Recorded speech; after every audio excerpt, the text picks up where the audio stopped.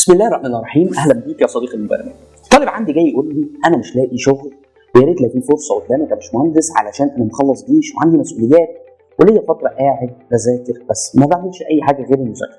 سالته بشكل مبدئي وقلت له انت عملت ايه على موقع وظف؟ قال لي قدمت على كل الوظائف اللي بتقابلني. وظف من المواقع العربيه الكبيره والمشهوره في مجال التوظيف، واللي كتير جدا من الشركات بتطلب من خلاله توظيف بقى مبرمجين ومهندسين وغيرها من الوظائف اللي ممكن تكون متاحه.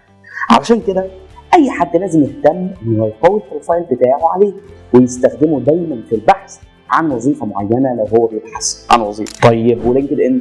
قال لي برضو قدمت في كل وظيفه اشوفها متاحه، بس بصراحه انا مش متفاعل عليه قوي ومش بتابعه بشكل كبير، من بعيد لبعيد كده، وان شاء الله هبدا اهتم بيه الفتره اللي جايه. لينكد ان من اهم المواقع طبعا اللي انت لازم تهتم بيها وتقوي ايدك عليها، لان باب مهم جدا، باب البراندنج ليك، وباب مهم للتوظيف، توسيع دائره العلاقات بتاعتك، التعرف على ناس كتير شبهك مهتمين بنفس اهتمامات شغلك. ده بيخليك تطور من نفسك باستمرار وتلاقي وظيفه بشكل اسرع. المهم واحنا مع بعض كان في حد مكلمني فعلا على فرصه عنده في الشركه لحد باك اند، فقلت له ابعت السي في بتاعك وان شاء الله خير. نفس الشخص ده كان وصل لمرحله مش كويسه ابدا بسبب انه قدم على وظائف كتير وشركات كتير لغايه ما حس بالياس، زي ما بقول لك كده، من كتر سعيه حس بالياس وان مفيش اي امل تماما. انا عارف ان انت بتقول دلوقتي ان انت عندك نفس المشكله. تعال بقى احكي لك على الجانب المشرق والجميل في القصه دي، واللي ما بيجيش الا بعد تعب ومجهود سعي ومعافره.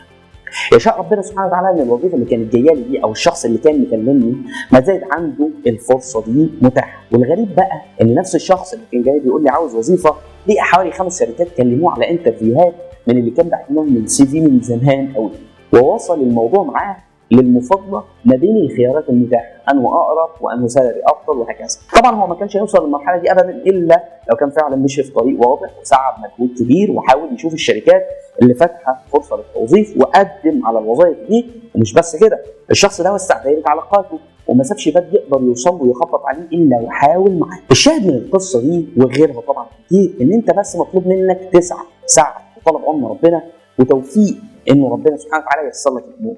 بتتحرك وبتجري وبتجاهد نفسك وبتطور منها باستمرار عشان لما تجيلك الفرصه تكون مؤهل ليها على قدر المسؤوليه فعلا للوظيفه دي. بالمناسبه الشخص اللي كلمتكم عنه شغال بفضل الله دلوقتي وبيقبض مرتب كويس، ربنا يوفقه وييسر له. سلام.